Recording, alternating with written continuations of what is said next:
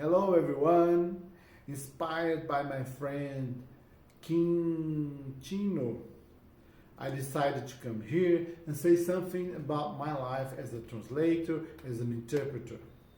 My first contact with sign language was through a friend who gave me a book with pictures, and I started to learn sign language a long time ago.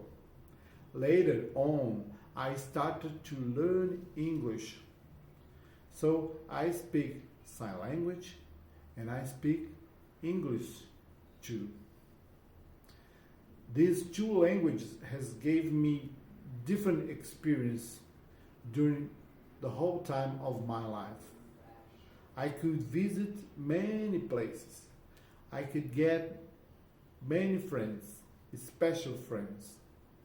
And I had the opportunity to visit all the country. I went to Sweden to interpret from English to Portuguese. That was an experience that I'll never forget. So I am happy as a translator, as an interpreter.